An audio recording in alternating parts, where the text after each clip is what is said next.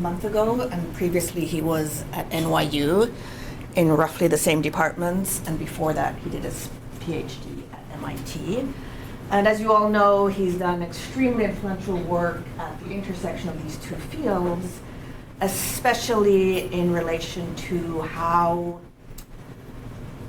babies, I think in particular his own baby, but more babies in general, process information via their auditory and sensory input. And at Princeton, he runs the machine and human intelligence lab. And the overarching theme there is how those two forms of intelligence are different, how they're the same, what makes our human intelligence special, and what we can learn about human intelligence from looking at machine intelligence, and especially how we can improve machine intelligence by looking more closely at what makes human intelligence unique. And so without further ado, the floor is all yours.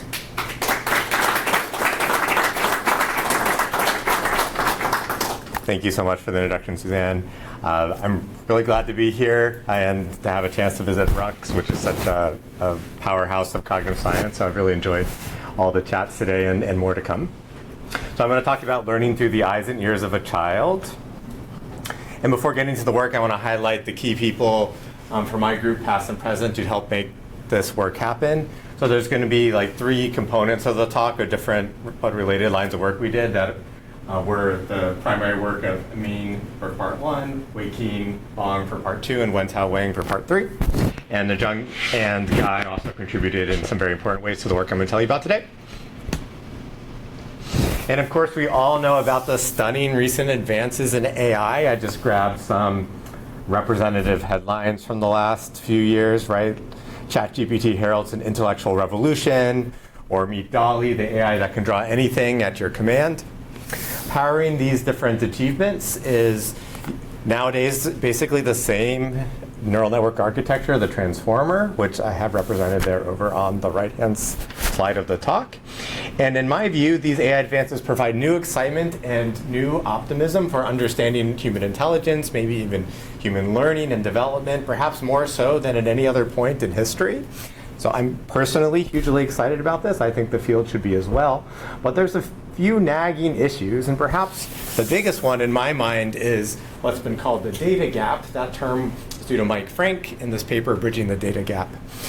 This huge data gap in how children in AI systems learn. And if we take language as our example, which is going to be a thread that also ties the different case studies together, human intelligence, children learn to speak language from, of course, natural multimodal experience, the experience around them, and they need on the order of millions of words in order to become capable speakers of their native language, right?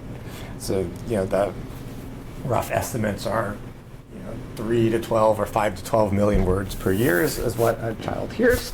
In terms of machine intelligence, we now have machines that learn to speak language, and I should note that it's quite remarkable we have machines that can speak language. That wasn't a given just even a few years ago. So not to knock that in any way, but they perhaps get there in an entirely different approach because they learn from web data. In some cases, it's rumored that it could be almost all of the data from the web downloaded for training, and a word count in the trillions, right? So it would take a child about 100,000 years of listening to their parents and caregivers in order to get data or the word counts of that magnitude, right? So that's the puzzle, in a way. And not only that, but children can learn so much from less input, right? That's part of it, but they also do so amazingly quickly. So just to grab some examples, infants 3 to 4 months of age can discriminate some common visual categories. If you show them a lot of images of dogs, they will then pretend they would prefer to look at other animals like birds. So they get bored of dogs in a way, and then will dishabituate to other animal classes. Infants by 6 months know some objects by name. If you ask them to look at the mouth or look at the orange juice, they'll tend to look slightly longer on average to the right category, right? So some beginning of word learning, and perhaps even before that, the ability to make sophisticated visual judgments. And many, many folks in cognitive science and all the related disciplines have talked about the amazing things that young children can do very quickly and how that might be possible. And that really does look like a big problem compared to where today's AI systems come from. So this brings us to the goal, to sort of the guiding question, I should say, like to get at this puzzle. Are human-like abilities learnable with AI models trained on a child's input? It's not, I think, a foregone conclusion that these systems might look irrelevant at their face value. But it could be possible that they do acquire interesting knowledge when trained on the kind of input that a child actually gets. It turned out that that hadn't really been tested. So that's what my lab set out to do over the last few years. And to do this, we took two key ingredients. The first ingredient, we need a close proxy of first-person longitudinal experience. So a baby with a video camera on their forehead is perhaps the best way we can get at that. And large-scale general-purpose machine learning, like that transformer shown on the first slide, right? So we're going to put those together and see what comes out and what doesn't. And so this is our approach. As I said, train relatively general machine learning models on slices of just one child's experience. So I thought this, I bolded the one child here because there has been previous work at the intersection of these ideas. It usually takes data from a whole bunch of different kids, short clips of their experience, and aggregates it together and trains models, which I think is also interesting. But children can't do that, right? Everyone has their own very idiosyncratic developmental experience. They can't like share data on the cloud or some social media app or whatever. They just get their own experience to learn, and thus to be conservative, we shouldn't be pooling data like that either, was our thought, right? And we're also going to train the models from scratch and use no extra labels. We didn't want to give any extra labels that say the child might not have been able to access in some way. And we're training the AI systems from scratch, which is a big difference from how AI is often used in cognitive science these days. We use a pre-trained model, use an LLM, use a pre-trained computer vision system.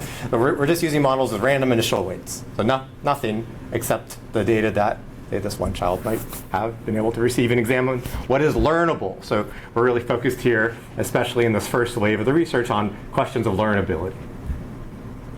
And as we go throughout the talk, I want to start filling out this table with you, and maybe you can, disagree with how we, or agree with where we put some of the elements, but I want to fill out a little table, what's more learnable with general purpose machine learning, and what's less learnable in terms of early developmental knowledge, and hopefully this might paint a picture for what just might come for free with the kind of modeling techniques that we have, and what doesn't, and what might be some other mechanism, some other inductive bias, or maybe even innate knowledge, right? And I hope it sort of opens up a new possibilities for what this technology can do for our field. I should also mention that we're going to use the strongest machine learning approaches rather than the most psychologically or biologically grounded, but to get at these learnability and principle questions. But I think it's not a stretch to assume that whatever these artificial neural networks can do, our brains can do in some other way, or sometimes even better. So one more important thing to emphasize, again, we're exploring learnability questions, what's learnable through one child's eyes and ears, without specialized domain machinery and without strong inductive biases. We're going to focus on like three pretty basic learning abilities: representation learning, the learning features basically of the raw input, associative learning, so mapping features together between different inputs, and then autoregressive learning, which is famous now for so the type of learning that is LLMs do in their pre-training phase. And the data set we use is called SACAM. This was from Jessica Sullivan et al. Yes, as Suzanne mentioned, my own daughter is contributing some data, but it's to the next version of SACAM. It's not this particular version, so she can't claim credit for any of the particular results I'm going to tell you about today, but hopefully the next series of papers. But in this data set from Sullivan and colleagues is really quite remarkable. I think it's a major contribution to science on its own. And we've only scratched the surface, and others have scratched the surface of what we can do with data like this. But unlike other data sets that include sort of a wide range of different children doing different things, there's only 3 participants, okay? Baby S, baby A, and baby Y. And they range from 130 to almost 200 hours of recorded video. And it's spread over a long amount of time. So recording started at roughly 6 months of age and then went for about 26 months after that, right? So a little over 2 years. So you get 6 months to a little over 2.5. 1 to 2 hours of recording per week. So here's the roadmap for the talk today. I'm just going to go through what each of these different kinds of learning algorithm is able to tell us about what kind of knowledge can we extract from proxy experience. So let's start with representation learning. And I mentioned this was led by Amin Oran. He was a former postdoc in the group who now works at Oak Ridge Labs. And this is, here we really focused on the visual data, so the frames of video, largely this image stills. And I want to just go through some of the details here on how we do this, representation or feature learning through the eyes of a child. We're going to use the transformer, as I mentioned, as a stand-in for a powerful, relatively generic learner. So why do I say it's relatively generic is because it's state-of-the-art in image processing, text processing, speech processing, so it doesn't seem to have a lot of domain-specific inductive bias, right? It's good at processing a lot of different kinds of data. The network summarizes an image in about 700 dimensions, the particular architecture that Amin used. And he tested about 45 different models. At the time, the best GPUs we had at NYU, he ran almost 800 hours worth of GPU time simulations to kind of figure out the best architecture for processing this childlike data. And it's this transformer with some of the details, and I think it had 85 million parameters, which is, big from the scale of cognitive modeling, perhaps, but small potatoes from the AI lens. It's more now in the billions and trillions of parameters. All right, so what happens here, we pass in a frame of the video, and what the model does, it chops it up into little patches like that. And it's going to aim to produce a single vector at the top, which is hopefully will extract high-level features from this image that we could then use to recognize things. That's the idea behind this approach. So how does it do it? It breaks up the image into these patches, as I said. They're all represented as independent vectors from each other with just a linear transformation from the raw pixels.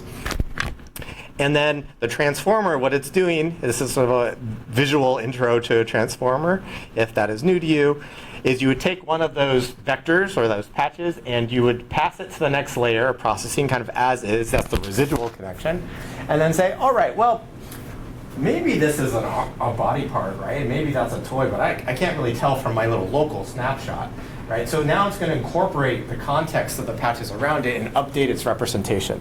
So that I'm just showing by sort of shading, contextualizing that particular vector. And that also goes on in parallel for all the other patches. And then it does that again, and it does that again.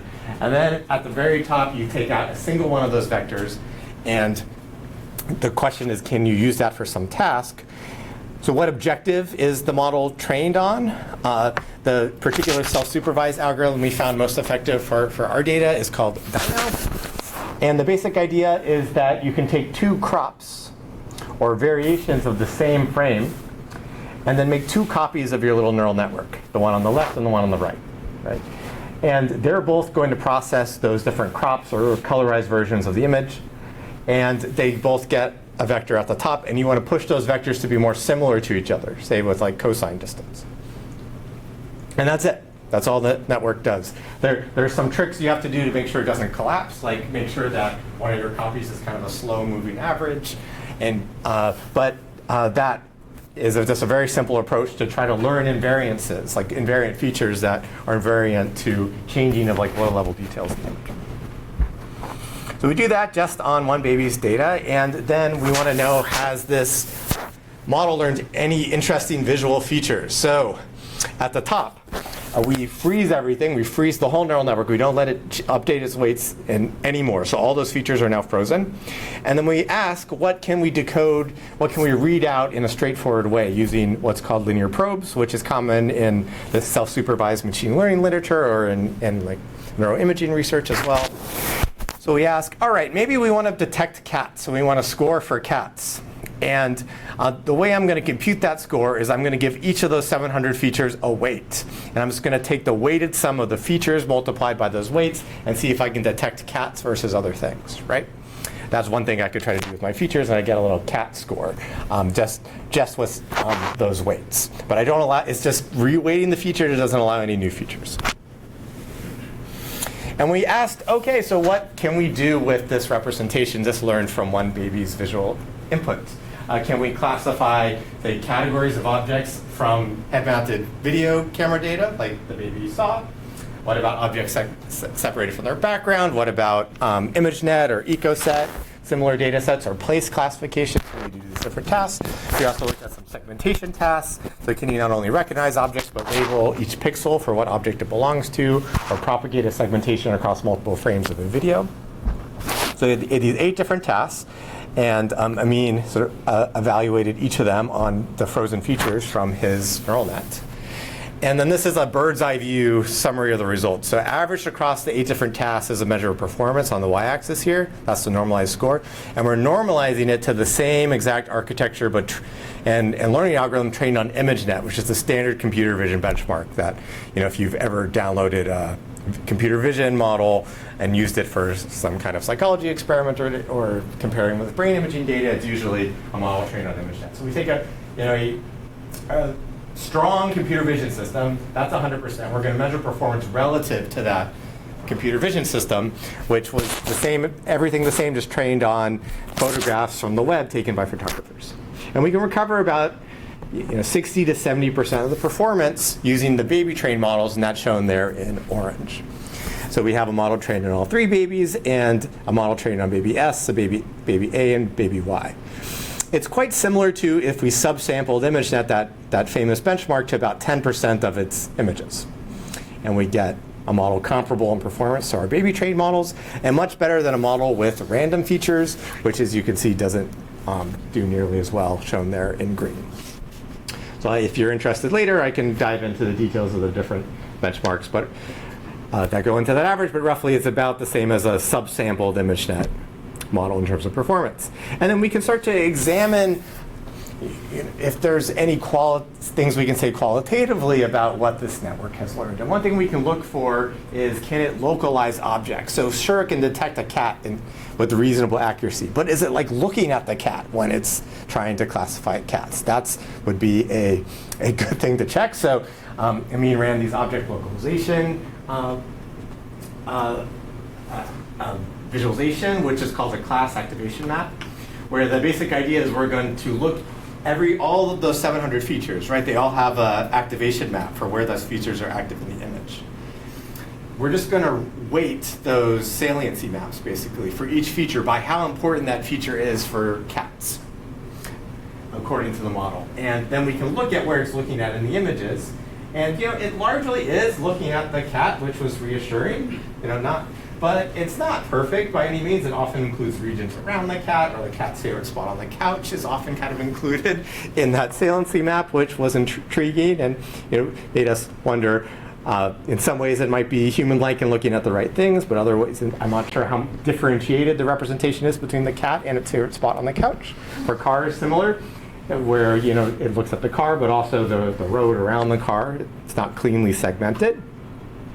But I can kind of show you what this looks like in time. So if you just run that on each frame independently, with this video of the cat, it's when the cat's in the frame, it certainly is localizing the cat in a reasonable way. And there's a nice part of the video where kind of a toy comes up and includes the cat. I think you're going to see that in a second.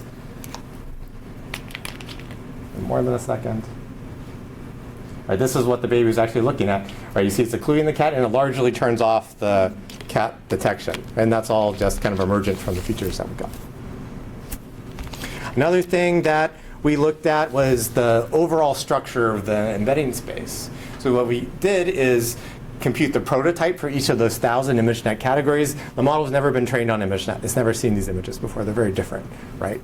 But if we ask for a 2-dimensional embedding, dimensionality reduction of where the prototypes are in the space, what surprised us was that it was a clean taxonomic organization. So on the left, you're going to see all of the living things.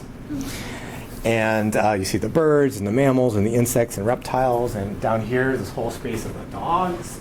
So if you are a cognitive scientist and you're using a model trained on ImageNet, again, most likely, to make predictions about participants or to predict something about the brain, you may or may not know that 12% of that model's life has been dogs.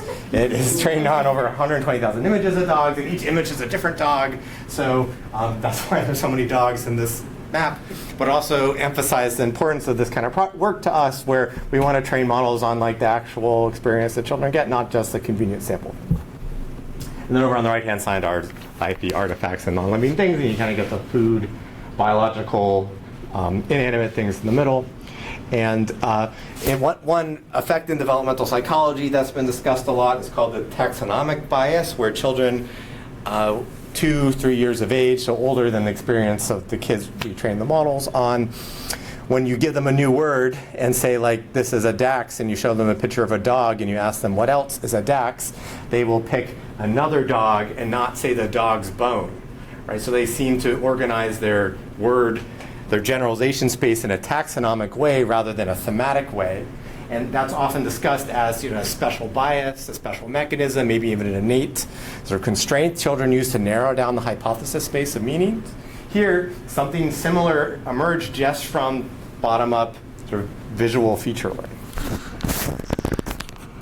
We're also beginning to compare the representations of network and empirical findings in cognitive development. This is work from Guy Davidson in my group, where we took stimuli from a bunch of experiments from the developmental psychologist Paul Quinn that was interested in visual relation processing in infancy, and would show children stimuli like this, where there'd be a dot above a line, and these are where the dot is at the highest point, and now the dot's a little bit lower, and at the color, the little border, participants didn't see that, or the models didn't see that. This shows how high the dot is, and then all the way down here, it's well below the line.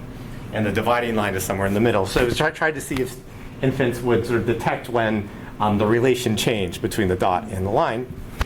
So all these stimuli are equally spaced in physical space. The modification is the same number of pixels as moving that little dot around. Right? And when you give them to an untrained neural network, there's not a lot of structure. The different colors here are the different objects, right? Where the heat map again is above versus below. But then after it's been trained on the baby's experience, not only has it kind of learned the 2D structure of that dot moving around it, but you get this beautiful categorical separation where it seems to treat the above and below stimuli as quite different from each other.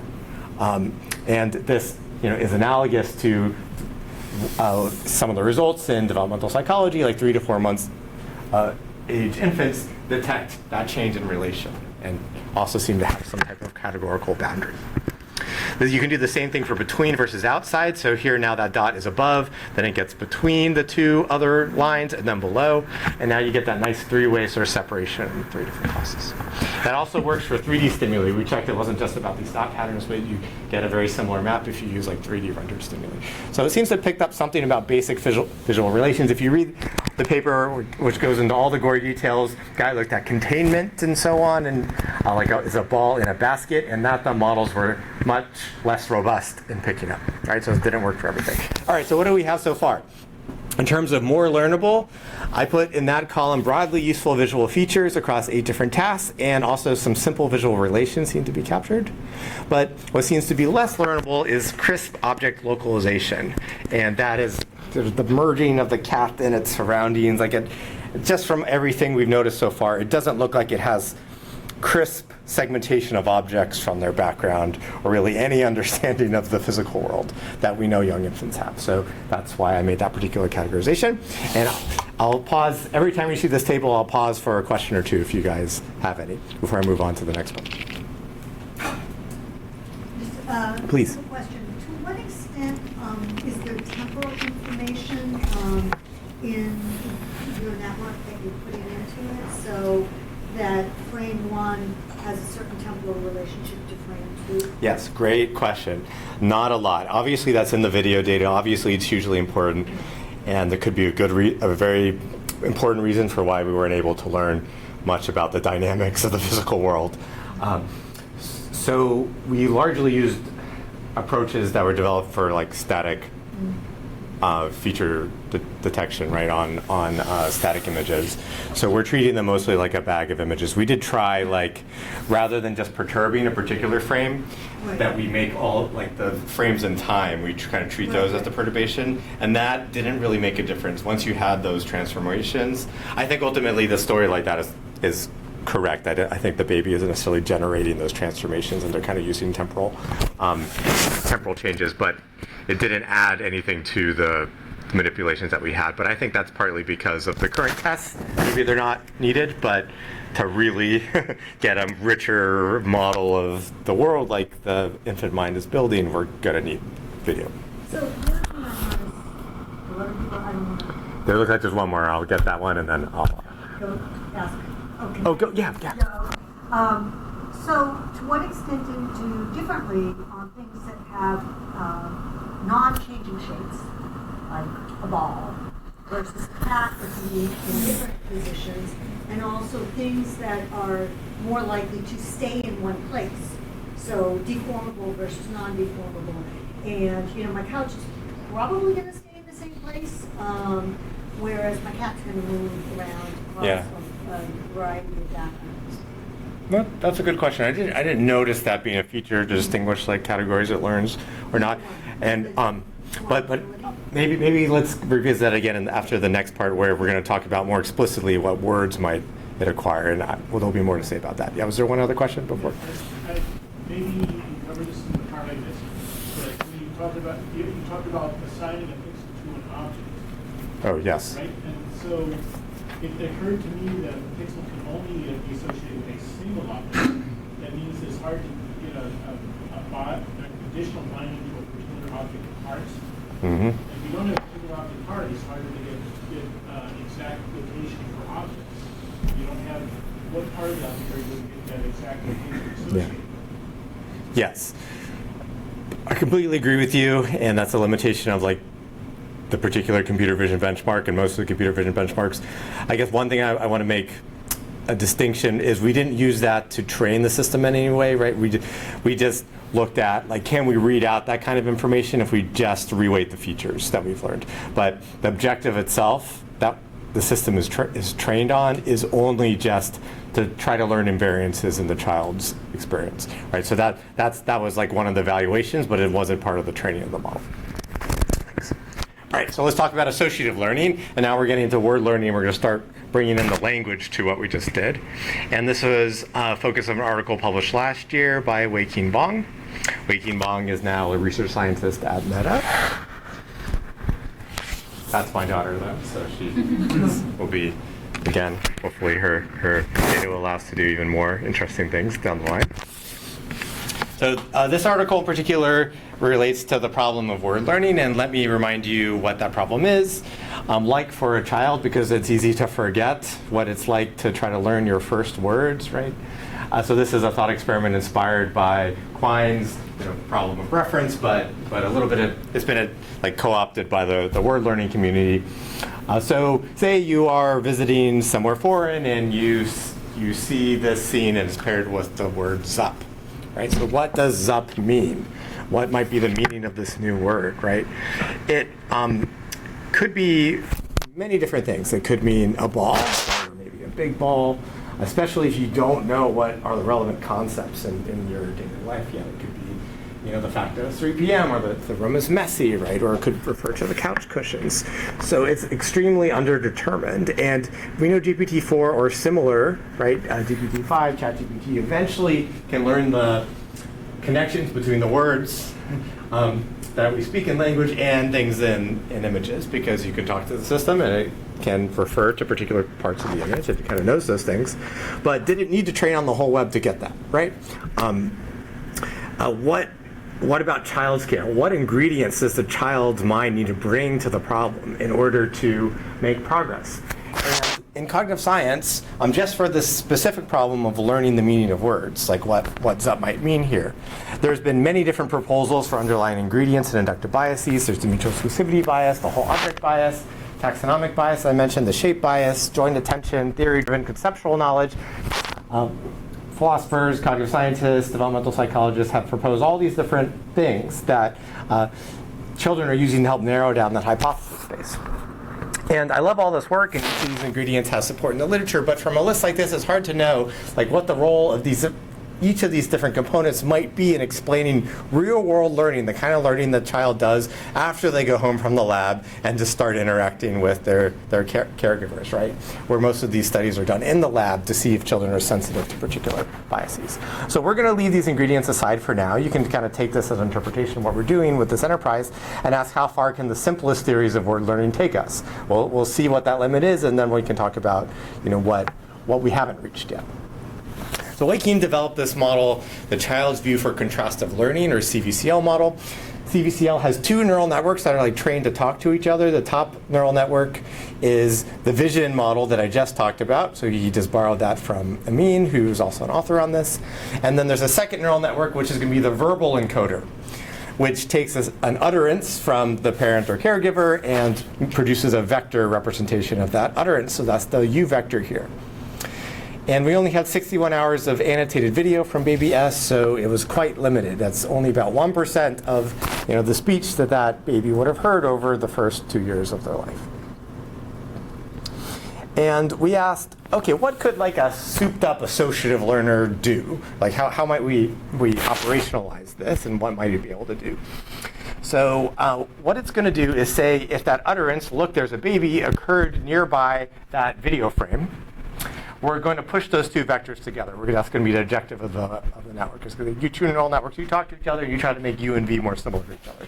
And same with that image, and now it is a big ball. We also need a repulsion force. So then mismatches between scenes and utterances that did not co-occur in time, those are going to be pushed apart a little bit. And we hope by that system is going to lead to a solution that might learn to map some words to the visual reference, right? But just to, and if you're a developmental psychologist, you might recognize this as very related to cross-situational word learning, which is a theory of how children might be tracking these correspondences in order to figure out what words mean. But this is like done on natural experience and interpreted through the neural network lens. So you can see this as our interpretation of those ideas. And just to remind you how tough this actually is from real data, right? Many individual utterances are noisy and ambiguous. Many utterances are short and uninformative, like ooh. We only get a snapshot of the child's experience, and like that, what the actual data looks like is like this. You see this block, the triangle, it goes in, boop. Hey, look here, yeah. You like the string, right? Like, I don't think the system would have really been able to learn any words if that's all they got. But the question is, if you get 40,000 of these, is there enough regularity?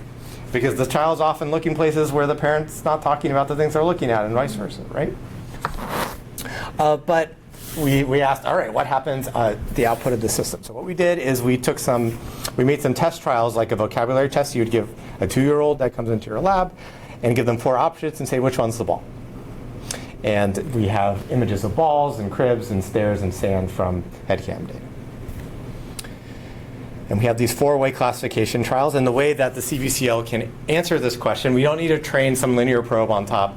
The network can answer this by getting an embedding of each of the 4 different options. It can get those vectors. It gets the vector for ball, and it just looks at which one's the closest. That's its decision. And we find that CVCL can indeed learn word reference mappings from real data. On the y-axis here is the classification accuracy. 25% would be chance, and the network's able to get a little above 60% correct. It's far from perfect, probably not the 2-year-old performance, but better than guessing for sure. So there's some correspondence for it to pick up on. And in fact, if you shuffle that correspondence, if you shuffle the utterances in the data set, the model learns nothing. So it is that correlation between what the child is looking at and what's being said. If you use random features from the same model and train it, it doesn't do nearly as well. For upper bounds here in blue, if you take CLIP, which was an OpenAI model from several years ago that is very similar to our architecture, and it's trained on 400 million image text pairs from the web, very high quality data. And we ran it on our test. Now it probably hasn't seen any infant headcam data, so it's a little out of sample for that model. But interestingly, the performance wasn't all that different than the baby trained system, which of course specialized to that kind of data. if we use stronger supervised labels to train our system, we can do better at 82%. Just to give you a sense of what is possible with more unrealistic supervision. All right, here's the results broken down by category. We can look at the easiest, the hardest words for the system to learn. Sand, crib, car, and paper turned out to be the easiest, and toy, basket, room, and hand turned out to be the hardest. This doesn't map particularly well onto age of acquisition in child development, so that's a lot to talk about here. And I can go into the sand hand problem. If you're interested, ask me about it. For children, hand is not a hard word to learn. CBCL has learned a flexible multimodal representation space so that we can examine and has some interesting structure to it. So one thing we can do is take those 22 classes and we get 100 images of each that have been hand labeled by people, so they definitely contain sand or definitely contain, a ball, for instance. And then do a 2D projection of all those. We look at their visual representations and do a T-SNE projection in 2 dimensions. Okay? And then highlighted here in blue are all of the images that have a gold label of sand, that have sand in them. And you can see they cluster nicely in space, suggesting our visual representation was useful. And then we can ask the model, what are the 100 images that have the highest similarity to the word sand? And it turns out there's a really nice overlap. So it kind of nailed sand, as I was suggesting, right? And there's even an interesting internal structure to that category. Although it's representing sand as like a single prototype, the word sand, when combined with the network, it's actually able to pick up multiple subclusters, where in one case, these are sand images that happen to be when the child went to the playground, and this is sand when the child went to the beach. The 2 separate little subcategories. For stairs, a similar good correspondence. There's like an indoor stairs cluster and an outdoor stairs cluster. For puzzle, there's the child's favorite little letter puzzle that they played with a lot, got its own cluster in the space. We looked at generalization to novel examples, so this was a bit of a stretch. The model's only been trained on like baby S's world, right? And we're like, can it detect any objects segmented on their white background? We picked objects that had above a baseline frequency in the corpus, like butterfly, bucket, button, and spoon. And we did the same kind of vocabulary test. No adaptation whatsoever to these like clean sort of images on a white background, right? And how does the model do? Well, performance drops. That wasn't entirely unexpected, to about 35% correct, but better than the baseline. I'm going to show you 2 better categories and 2 categories it really struggled with. But it's kind of fascinating to think about what this would be like to the model, because it's a bit like a child learning at home, right? And you bring them into your lab and you run some vocabulary test or some experiment on them with artificial stimuli, right? This is, in a way, what is happening to this model. It's lived just in this realistic experience, and we can see if it can detect butterflies in a vocabulary test. But what's cool, unlike that real human child, you can go back and rewind the tape, and we can go look at every time butterfly was mentioned to the model, right? There was 23 instances of butterfly, yet that was enough for it to be a good butterfly classifier. And actually, this one butterfly here is like pretty similar to one that appeared a lot in the children's book. This is the median butterfly. This is how accurate it was, and this was the worst butterfly that it performed on. Buckets was also pretty good. There were 60 instances of the word bucket being said in the corpus of 40,000 utterances. The kids usually playing with like playful plastic buckets, which is great. For whatever reason, this benchmark had just rusty work buckets as the test buckets, but there was still some generalization, which is interesting. For buttons was hard, but the buttons often wasn't like button on a shirt, which had been really hard for the camera to see. In children's clothes, kind of has unique buttons anyway, but there's a lot of buttons in books, buttons on like traffic light buttons. So not great at all. Nice clean buttons over here. Spoons are really hard. I don't really have a great explanation for that yet. But already we're not at the trillion scale. We're not at the million scale, right? We're not talking about tens of instances, and in some cases the model is able to pick up important structure.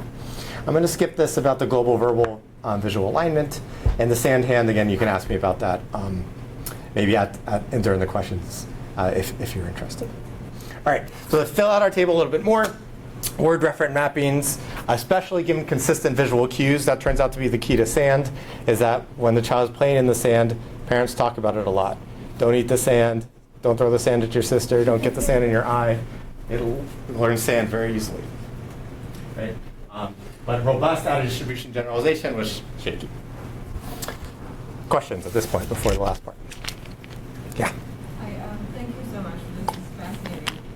So I studied infants, and for babies, so for a machine to learn, I kind of assume that you usually start from not knowing anything, and then you learn, and then you know something.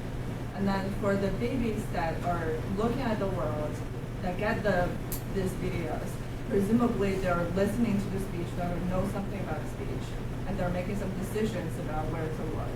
So the videos, to some extent, are probably reflecting what the babies already know about the world. I'm really curious to hear a little bit more about you talking about how the babies' own knowledge or their own attention, their own curiosity might be playing into this data. Yeah, that's a great question. I think that's that would be one of a particularly strong critique if you want to poke some holes in the story that we're working on here. Is one takeaway you could take from this, right, is that you don't need a lot of sophisticated word learning machinery, a lot of strong inductive biases. You don't need strong object representations and taxonomic bias and social reasoning and pragmatic reasoning to get a real start on word learning. Like that could be your conclusion, right? But you could come and say, as I think you just did, right? Well, that child though, was, of course, had their own incentives they wanted to engage socially. They sought out that data, right? So, what I think you can make a claim here, it's like riding on the child's active learning decisions about where to look and what to do. We can test how complex the word learning or language acquisition mechanisms need to be given that input, right? But we can't plug in an entirely tabula rasa system and be like, go out and tell us what you can learn, because that robot would probably just look at the wall, you know. But at the moment, I don't have any simulation that can, disentangle that particular issue. Yeah. Okay, one more question. Just quickly confirming that understanding experience. So you gave them the transcript, so the Yes. word segmentation and identity. Yes, I should have said that explicitly. And how strong an assumption about the relationship between audio learning and visual learning do you think it is that the architecture itself ties them together from the get-go? Oh, is that making an assumption about sort of a mechanism of multimodal sensory processing that they're tied together? Good. Because, for example, it's probably not the way that you would think of understanding the sounds that events make. Yeah. Yeah. Right. So we're not dealing with the raw sounds. We tried in the SACAM the audio was very poor quality, and the audio experts that we talked to kind of laughed at trying to do too much with it in terms of ASR. Now it turns out Whisper is good enough that it actually can do the word recognition. It can recognize the language from the raw audio. So we did transcribe the other two children and now replicated stuff with two more kids, which is a preprint that we have. But I want to go back and see if we can use the raw audio. And you could use the same kind of transformer. You could try to leave everything minimally the same and see if you can do it from the raw audio. And I don't know what we find. I don't know if it makes a strong claim about the actual architecture for how the visual and the verbal modality are going to be tied together. But then what we're actually doing too is we pre-trained on the visual information. And then afterwards, we're trying to see, can I learn mappings, right? So you could have them directly tuned together all throughout the learning process, trying to learn jointly. Or what we're actually doing here is learning something about the world and then trying to map the words on. So I think you could actually test different ideas there. It's a good idea. Okay, I'm going to talk about the last part, autoregressive learning. And we're going to follow in the tradition of Jeff Elman's classic work on finding structure and time, which was the first demonstration that you can do this kind of thing with a neural network, train it to predict the next word in text, which is really the foundational idea behind large language models.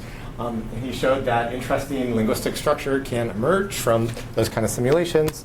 So a bit as an homage to Jeff and his work, we wrote a paper led by Wen-Tao Wang and an NYU PhD student called Rather Than Finding Structure in Time, Jeff's original article, Finding Structure in One Child's Linguistic Experience, where we replicated his simulations, but rather than artificial sentences, we used data from the SACAM corpus. Right, so just to remind you of the kind of chunks of text that we're now going to try to predict what comes next given the previous words. We're not using the vision for this particular simulation. But one example of what the child actually hears is, and here's a farm with a cow on it. The cow has an udder and the milk comes out of the udder without hands. Yeah, do you want to go back to the farm sometime? Yeah, we might go this weekend sometime to the farm again, and then we have to pour the milk, and you pour the milk into buckets, and then that goes into the big milk truck, okay? So this was a pretty concentrated language episode, reading a book about farm and cows and milks, and other stuff like hiding the ball. So how much about the structure of language, lexical representation, can you learn just by training autoregressively to predict the next word in text? So what does that mean? What's an autoregressive neural net? It's a neural net that's trying to predict the next word t plus 1, given the sequence of past words, right? So what this looks like is you have this little RNN, recurrent neural network, and you say, what's the first word in the utterance? Well, in this case, it turned out to be do. So I get some prediction error to see if I can do a better job next time, right? And then I said, what's the next word? And do you, okay. Do you see? So I try to predict what comes after that. Do you see that rock? That might be the sentence, right? In each step, I got some prediction error about my expectations and how they match the particular word that was actually said. And you never can make perfect predictions because language is inherently stochastic, right? Well, we cycle through the 37,500 utterances that we had captured in SACAM using an LSTM, recurrent neural network. And it's going to learn a different vector representation for each word in the vocabulary indicated here as those light blue boxes. So each word gets its own vector. They're all random. So at the start, the network has all the words are all this big random Gaussian blob. Okay? But what happens after the network is trained on just tiny snapshots of linguistic input from baby S is you do get some emergent lexical classes. So if you do a dimensionality reduction in those input vectors, you can see the nouns are over here in blue, transitive verbs and intransitive verbs, right? So you could say like I walk, I sit, I work, or I make coffee, I push balls, so the transitive verbs get direct objects. So it's kind of learned something about different syntactic classes of words. And that's just implicitly because it can kind of know when, like, I need a noun here, and thus it's represented all the nouns as more similar to each other because in order to make the right sort of probabilistic predictions. And that just comes for free. The network also learns semantic structure. So if you look at different nouns, we have the food and drink over here. In orange, these are the clothing. These are the body parts. So again, these words were treated similarly because they tend to show up in similar contexts in real language. We have the animals, but actually, like, one thing that stood out to us, like, what's going on over here? That we have all this nice taxonomic structure that emerges, and then like the cow and the farm and the truck and the milk. Like, that's kind of strange. Those are all, like, cows are not that similar to farms and trucks. This is thematic rather than taxonomic, right? And then we remembered this particular clip. It turns out this was one of the child's favorite books. And they read this going to the farm and milking the cow story a lot. And it actually was enough to shape the model's linguistic representations so that there is this special little cluster for thematic cow milking. So we ask if these lexical classes actually interact with the network performance, right? We can say, well, this is nice structure potentially, but does it show up in behavior? So we took test sentences like we should blank on some lights, and tried to see what the model's predictions are for that missing word. And it turns out, the top 5 predictions, the top 1 prediction was put, so we should put on some lights, which seems like reasonable, and this was just trained on 30,000 utterances per child. Turn was the right word, but all these were verbs. And we should turn on some blank, all the predictions were nouns and actually got the right word in this case. Right? So 98% of the time in these test sentences was able to distinguish noun versus verbs, which isn't particularly grammatically subtle, but it gets some of the basics right. but not a lot of sensitivity to complex syntactic structures. This is a little bit more negative result, I would say. We use the standard Zorro benchmark, which has minimal pairs of sentences, where one of them is supposedly grammatical and the other is not. And there's a bunch of different types of syntactic structure that it tests. I'm just going to zoom in on 2 of them. Determiner-noun agreement, so it gets judgments like, look at that silly guy versus look at that silly guys, right? So that and the guys are not agreeing with each other, so it should put fixed sentence. And the LSTM here in green is the baby trade model, and that 65% correct. So better than guessing, but not great. If you train on a lot more baby data, you can get quite good at that. Combining children together. Subject-verb agreement turns out to be even harder, and we're not all that much better than chance, and even training on a lot more baby data starts to break down performance. So just 2 more little vignettes I want to tell you about. One thing that's made us think about is that autoregressive modeling is so simple, and is that really enough? And what might power the particularly rapid and impressive acquisition of language and learning new words that children do? Because children, it's estimated to learn roughly 10 words a day if they want to reach an adult-sized vocabulary, right? So how is that happening? They really have to be learning quite quickly. And this is work by Wentao Wang and Guangyan Jiang, who's collaborated to try to figure out if we could enhance these models to make them better at few-shot word learning words from just a few examples, right? So just to remind you, right, autoregressive language modeling is doing something like, do you see that rock? And every time it makes a prediction, it's most likely wrong in a lot of cases, and it updates itself a little bit, but it's constantly getting prediction error because it's just always doing its best and getting updates based on how it might do a little bit better. But imagine, rather than that, you're a child and you hear the word do you see that aardvark? Right? These 2 sentences don't seem the same to me. This seems really exciting. And as being a father of young kids, when you tell them about a new animal, you're at the zoo and you're like, you want to see an aardvark? Yeah, I do. Because it's a new concept is a special thing. It's like a light bulb going off. I have something new to learn about. So your LLMs, right, treat these scenarios as basically the same thing. It just cares about prediction error. Introduce something new. It's just more prediction error, just like everything else it gets, right? But for a child, they might get a few examples look, there's an aardvark, it's like an anteater and it has a long snout and it likes to eat bugs. Maybe that's what the parents say. And then right away the child wants to talk about it, right? Oh, is that a baby one, or is the aardvark hungry and wants some snacks, or maybe that's the aardvark's house. That's the kind of conversations at least I have with my kids. So they are trying right away from this 1 or 2 or 3 examples of some new concept. They want to use it. They want to understand you talking about it. They want to talk about it themselves. So I see this more like meta-learning, this idea from machine learning where you're specializing your assistant to make a certain kind of generalization, and you practice that generalization. So maybe children get some explicit practice on getting something new. How do I use it right away? So we try training a neural net just like this on the same kinds of data. So we mask out the word aardvark because neural nets are not particularly good at learning a new word embedding from just a couple of examples. It's very noisy. So it's often thought that neural nets are not so good at that. But the trick that Wentao came up with is to just have a placeholder that says here's the new word. I'm not going to tell you what it looks like, so you can't overjudge from the word form what it is. And just from the context, try to figure out enough so that you can talk about that new thing. So it gets these sentences, it tries to produce these sentences, right? And it just has this blank token to represent the new word. So you're just masking a little bit of information from the model. You might introduce ski. That might be the new word that comes in. The child doesn't know what ski is. So it gets a couple sentences of ski, and then it tries to talk about skiing. But in reality, the model doesn't see the difference between aardvark and ski. It just has to deal with this special placeholder token for the new concept, right?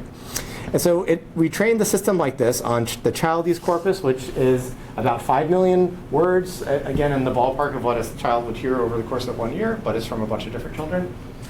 And then we just give it new words one at a time, just like that, a curriculum. And then we give it a test where we give it, say, I forget exactly how many examples here. I think it's 20. I think we give it 20 new words, and each of them are brand new. and we give it 5 sentences each, and then we say, okay, for this sentence, which word do you think was the filler, right? Which meaning do you think is closest? In this case, it would be ski. I saw Jim ski the mountain rather than I saw Jim aardvark the masters. And it turns out that the system can get like 72% accuracy at that, which when we tried this on a real LLM, Llama 3 8B, got 71% accuracy. So we can get this to like LLM level at few-shot word learning if incentivized to learn new words. That was sort of the message of this paper. All right, and then the last thing I want to show you before I've got a couple slides to summarize is we also, in this autoregressive sense, tried training a generative transformer like a GPT model, but on the images, right? You can do this. It's called image GPT. Same kind of machinery, a transformer that predicts the first patch of an image and then passes that back and tries to predict the next patch, and then passes that back and tries to predict the next patch. So we trained a big model. This one's all 730 million parameters, so the biggest one that we tried. And it generates some images that look like baby head cam images to us. So we thought like the quality was reasonable. But this doesn't really, you can't really know if it's just copying the images or not. So we did a stronger test where we put in another baby's images, so it couldn't have possibly seen them. And we cut off the bottom part and said, try to guess what is this in the bottom half of that image. Try to complete it, which is something these models can do. All right, so here are 6 samples from the model trained on baby S, trying to predict A or Y's data. And some cases look pretty good to me, like this toy playroom, right? There's just lots of reasonable continuations of a playroom as far as my eye can see. But this person's hand was a little strange. It like kind of stretches the hand out to infinity, the little arm. It doesn't have like the confidence to like complete the limb. And we see that a lot. Here's some other examples, like it turns people's clothes into this like monkish robe in each case because it doesn't know enough or doesn't have the confidence to kind of complete object details. But then like the baby's high chair is reasonable. So again, I think this one is a bit mixed. It seems to know a lot about patterns of good visual form, visual continuity, kind of Gestalt principles, but is lacking like category-specific details in that understanding of the physical world, which was related to that first question, because this is not a video model. So lots of stuff to fill in here. I think more learnable syntactic and semantic lexical classes at the word level, rudimentary syntactic structure, few-shot word learning, patterns of good visual form. Robust syntactic structure hasn't been demonstrated yet, and category-specific details for completing missing visual information we also did not see in our simulations. So taken together, though, I think on the whole our results show how sophisticated visual and linguistic representations can arise through data-driven learning applied to one child's visual experience.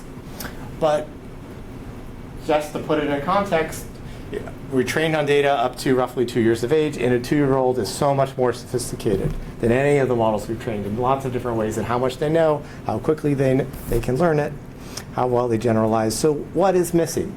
That's the question that's really going to drive the next phase of our research program along, and I really don't know. So I want to hear from you all what if you have ideas for what the missing ingredient is that might make the difference between these kind of models and what they can do today to what, say, the 2-year-old is able to do from the same kind of experience. And my lab is just 30 minutes down the road, so I'm looking for collaborations to help us figure out how to make this happen. We've trained some video models, so we're starting to get to that, where you can mask out a chunk of the video and ask it to predict in the missing frames. And we found some reasonable-looking completions, and also these video models are a little bit more powerful on the kinds of object recognition tasks and even some action recognition tasks. But what I really want to do is get from the machine learning demonstration on child's input, which is where I think we are, to genuine models of cognitive development and learning, where we could say, here's a model, I can trust its behavioral predictions on what like a 2-year-old would do in this task, right? Or I could look at its developmental predictions in terms of what words are learned earlier or later, and that could be a reasonable prediction I could go out and confirm or test. But I don't think we're there yet, and the question is, what are the missing ingredients? And my lab's going to endeavor to find the minimal set of ingredients that will start to turn these systems into those kind of cognitive models, real cognitive models that we could train on the type of experience children get. Is it just because we only had 1% of the child's data? That's possible. But it was also only passive data. Missing inductive biases, some of which we've talked about along the way. Maybe just a few of those makes a big difference. Is it the active learning that's missing? So I just want to end by acknowledging like the limitations once again and the path forward. So SACAM is this remarkable, unprecedented snapshot into the experience of individual children, but it's missing so much. Just to remind us all that it has no taste, touch, or smell. The sound was transcribed. The videos are largely isolated stills. Network lack all these classic constraints and biases that developmental psychologists have posited as important for word learning. The networks must learn passively. The children do not. They learn actively. The networks have no social cognition. That makes no distinction between social information versus non-social information. There's no joint attention. The networks aren't motivated by wants. They don't realize that language is a means of achieving your wants, which is, I think, hugely important for why children are excited to learn language, is because they can, eat that banana they've been looking at on the counter. They ask for it. But just to leave a parting thought, it seems that sophisticated representations are learnable even with all these limitations. So what are the limits, and what would richer cognitive models applied to denser developmental data be able to achieve? Thank you very much.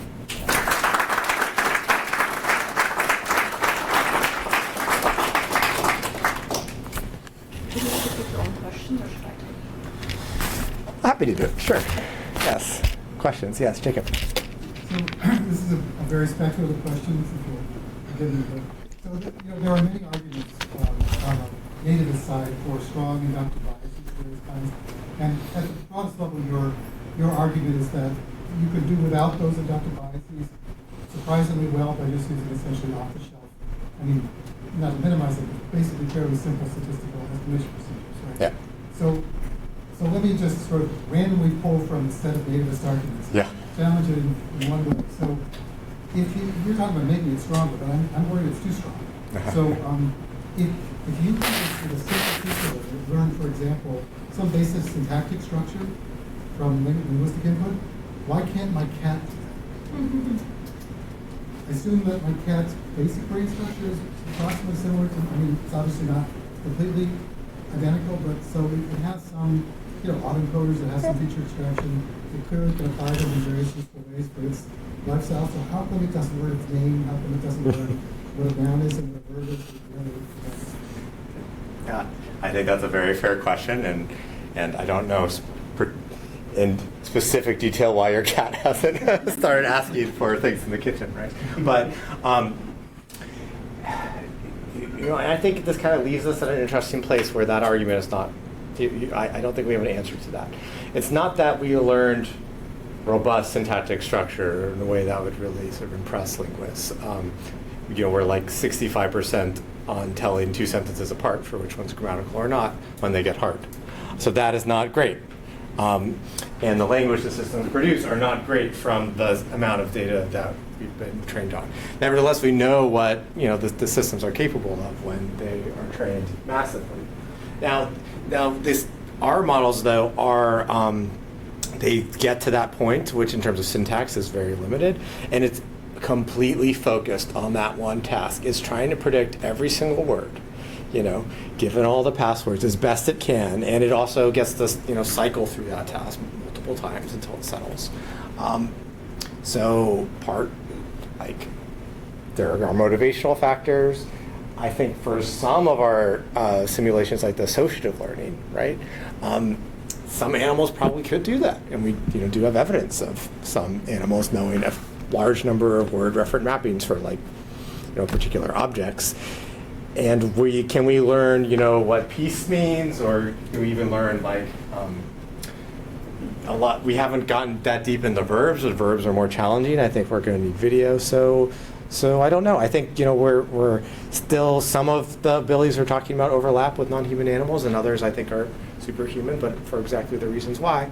And maybe we will be able to just make one or a couple of small changes to the architecture where it makes that difference, and the learning really sort of explodes in terms of its genuineness and its robustness, and we might be able to run simulations that get us closer to an answer to that. Yes. Yes, okay. Suzanne and then Ryan. And Paul.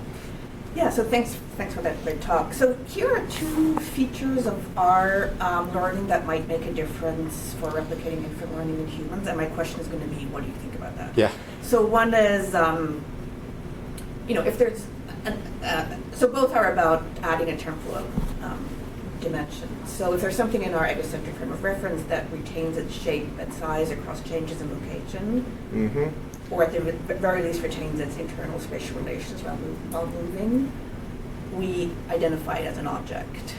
And the second is, closely related feature of our learning is that we learn by moving in space. Yeah. And our efference copy mechanism allows us to tell whether objects move independently of us, or whether changes in sensory input are due to our movement or the object's movement. And so both together allow us to zero in on clusters of features that are objects. Anyway, how much do you think something like that? Great suggestions, and yeah, that's exactly what I'm looking for. I want to know what you all think are the most important ingredients, because I do think we have, if nothing else, a platform for running these kind of simulations, so we can test those ideas. I think I place my bets pretty close to yours, Suzanne. Now, they're really tricky ones to do when you're kind of in this passive learning regime, so I didn't really think we would be able to do that, but I guess I might be able to pull up a slide from one other talk that could show you where I'm going with that. Let's see.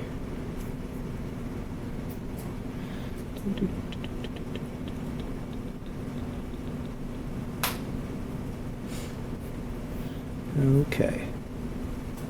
So yeah, this my daughter's set up, right? So this is her data, and this was like my New York apartment, so for her data set, and one way to try to get at some of these things is we 3D scanned the whole apartment with like the Matterport scanner, what they use for real estate, and thus we can have a little. We can bring the agent out of the passive simulation to the active world. So to try to test the kind of things that you're saying, I'm imagining you could do a lot of pre-trainings first in this physical environment, where we'd have to populate it with reasonable toys and so on, and then the system could get a lot of practice playing with objects, realizing what their actions are, what effects their actions have. That if you move your viewpoint. Training the system, so maybe this point on the object is how is it invariant to changes in my own motion? So imagine sort of massive training on that scale. And then you give it the passive experience. Does it solve some of the problems that we talked about today? That's the question. I don't know the answer, but this is the only idea I had to get at it. Yes, Ryan, Paul. Actually, just a quick comment to Jacob's point about cats. Cats do learn words. We have a really stupid cat. So there's a really interesting thing that last year, that study you mentioned earlier with 6 months old, having them look at images, like they look longer than word associations. Yeah. That was replicated with cats like last year. So cats do make some kind of like word image associations of the type that like very young babies do. But they don't seem to be very motivated to use it for any purpose. Yeah, that's interesting. I have to check out the looking while listening with cats. So yeah, maybe we've captured that early phase of word learning, and then 14, 16 months it starts to, there's this takeoff, the language acquisition accelerates, or just debating exactly how to talk about that. So maybe we're kind of pre-takeoff in these models, and what's it going to take for them to really start learning language much more quickly, much more robustly? Is it because we only had 1% of the data, or did we missing something? Yes. Okay. Yes, and then Paul afterwards, and then we turn off this distracting video. So I asked a question about temporality, and I'm going to ask a different time question. It really is a different time question. So for the first 6 months, the baby's not moving around much.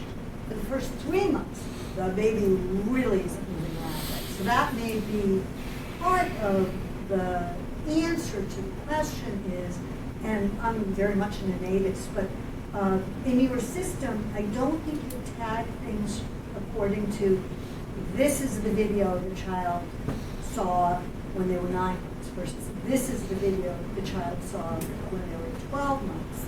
And so I'm wondering, you know, if you put that information in, especially in that early time, they can barely move their heads, they're, you know, strapped down, whether that would help you. And in terms of the question you were asking, also time is, you know, there's this claim, I don't think I necessarily believe it, that children's early words are nouns, this noun words. Now that's partly from work in my lab, it's because they're more common and they're, you know, in more salient positions, you know, they're on the ends, etc. But I'm thinking that that might be one thing you'd want to add. The other thing you really have to add is the acoustic, because prosody, because that's an aardvark, right?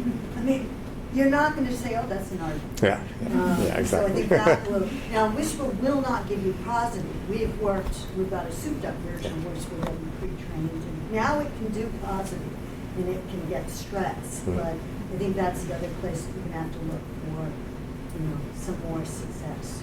Mm-hmm.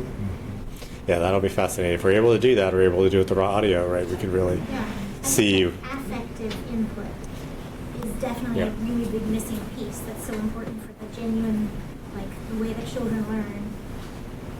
Yeah, but we can even sort of test the difference between the two, right? By using the raw speech versus using the transcript, or if there's some way to remove stress, which I don't know if you can do with audio. Whisper will remove. Or we'll remove it. It'll remove. Right, and then you could just Right. regenerate They can audio. put it back in. Yeah, thank you. Yeah, great suggestions. Yeah. Thanks. Super interesting. I get a question about how we think about the benchmarks for these systems. So take the case of agreement. One thing we could ask is, how well do one of these systems do about just a yes/no agreement or not compared to a native speaker, or compared to what a 3-year-old would say, or a 2-year-old, and a half-year-old. But another thing we could ask is, suppose you tested the system on when the agreeing words were not separated at all, separated by 1 word, 2 words, 3 words, 17 words, or at least 17 syllables, and then ask how well does the degradation graph compare to, let's say, an average 3-year-old. And I would guess the answers are different, right? But just like in general, I was wondering if you got, like, there's a way of thinking about the benchmarks, which are, well, I had 250 examples, and we just take a percentage of how many times the system would have gotten it right on those 250 examples versus a competent speaker on those 250 examples. That's obviously not the only way to think about benchmarks. So I just wanted to know if you had thoughts about how to get past the last model did 62%, and what I want is one that does 64% on more or less the same training data. Mm-hmm. Thank you. I think that's a great suggestion. And there's so much more to dig into there, especially on what aspects of syntax has it learned. I think, you know, just with the current system that we have, it was quite, you know, hit or miss, even with short sentences. Yeah. So I think we'll have to wait for the next generation of these models for those tests to tell us like more than what we know right now, which is that it's pretty shaky. But I think some of those benchmarks exist as well in the work of like Tal Linzen and Tom McCoy have looked at either LLMs or sort of like specially trained models just to handle sentences like the ones you're suggesting, and they do have looked at the separation, and it's kind of as you would expect. The systems can be very high performance when the subject and the verb are close together, and it gets progressively worse. So they're robust to a certain length, and then they break down. Right. Of course, the question is that robust to a certain degree, or just getting it completely wrong? Since for a 3-year-old, distant, I mean, you can get performance problems, of course, to make the sentence stand up. But for your average 3-year-old, the linear distance between the agreeing expressions makes 0 difference. And so the question is, do we, are we looking for a system that doesn't treat the linear distance as having any effect at all? Or are we happy if we get 66% because 80% of the cases were short linear distance? Yeah, no, that's a great question, and I'm not happy with the 66%. There's a lot more to learn. I think we're missing something, especially for syntax. On the other hand, 3-year-olds, I don't think are gonna love giving you acceptability judgments for sentences. I'm not sure exactly how you would know a 3-year-old is completely flexible in the distance between the subject and the verb. So. Crane and Hamburger from the 80s. Did acceptability judgments with? Effectively. Those aren't really acceptable, those are semantics. Yeah, but they've been So redone. we've actually- They've been redone with acceptability. Yeah, we've gotten them. But, Yeah. I mean, we don't want, this is a classic complaint, we don't want the system to be better than children, Mm-hmm. right? Yeah. And you have to worry about that. And just, K-box work has shown if you separate adults, start screwing up, especially if you put a noun in between them. So, I think that's the other worry, is that we don't want it to be better than children are, or else it's a sign that it's doing something different. But if it's an in-principle argument, then if you can do better than a child with the same data that a child has, then that's at least like, well, in principle, this is a mechanism that a child could use, even if they don't use it as well as the machine does. But children famously make mistakes, Right. Especially like if they learn rules like morphological rules, they overapply it and make all kinds of mistakes. So I think the general argument is that if the machines are making different mistakes, or if the machines are not making the mistakes that they're making, they're probably doing something that's fundamentally different, or like mechanistic. Yeah, and look, all this is right, and this is why I wanted to be very careful, probably can never be careful enough to emphasize that this is not a cognitive model, this is not a developmental model yet. I do not trust its predictions. It learns sand way too quickly, and it doesn't get hands despite its best efforts. The hand is very early vocabulary for kids, all the body parts, really, right? So the question is, what is the path to turn it into that? And that is not something I really thought was going to be possible even a few years ago. A model that can take real input, like learn at sort of in home alongside the child, and I didn't think we'd be able to learn from that kind of data, right? But where we aren't yet is a model that is going to predict the right time course, is going to get the accuracy on the same things that are easy for the model are easy for the children. And so it's going to be an empirical question, what do we need to add in order to get there, if we can get there at all? So I think all options are still on the table. The nativists, the empiricists, the empiricists could say, let's get a lot more data and let's let it rip, right? Like, maybe you don't need anything else. And for all the nativist suggestions, I want to try them. Like, let's stop just debating about it, and let's go in and put that ingredient and see what the downstream impact was. We can test how that ingredient would really work in the real world. This is just a kind of meta comment, but just this colloquy between Paul and Karen is quite interesting because there are some culture clashes. I'm not saying they are, but within the community. So the linguists traditionally come at these things with the idea that ultimately there's a perfect ideal theory where, for example, every 100% competent speaker of the language would be able to do like number agreement over long distances without errors. But as Karen was saying, that's not actually true of real speakers. And so the question is, what are we shooting for? Are we shooting for a system that can capture, an ideal Chomsky performance theory, or are we looking for something that matches the human data? In which case, we don't really want perfect agreement or perfect grammaticality or acceptability. Yes. Right? Yeah. I'm an outsider to that particular argument, but I just think it's part of it. Yeah. Great. And yes, and it's the difference in whether you want to answer a learnability question, as Ryan was saying, which is kind of where we started. What's learnable with the tools we have and the data that we have, and then what it would take to build a model that gets all those predictions right. And I think learnability, is a great place to start. But my real goal, if that was a question, right, is to I want that developmental model if you can build it. Yes. In your semantic and syntactic taxonomic, Uh-huh. last study. Oh, Did the- you find your model distinguish between functional and categories? Yes. As an explicit. An explicit class. Yeah, I don't. We didn't have a plot for that, so I don't remember exactly what we found. Yeah, but certainly, like the functional words are. I don't know if they're tightly clustered. I think it has less of an idea what to do with them. Right, so I think why that's interesting, well, two reasons.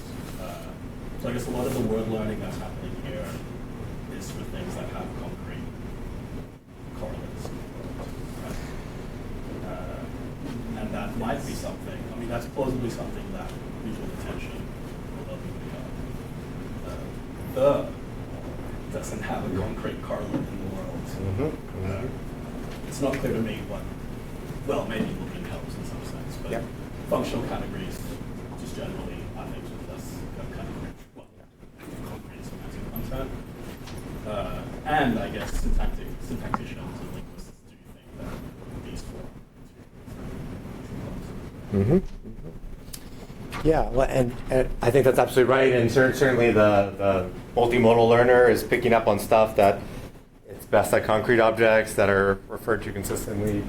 Interestingly, this particular model didn't actually it didn't have any visual input, so this was just from the word prediction itself.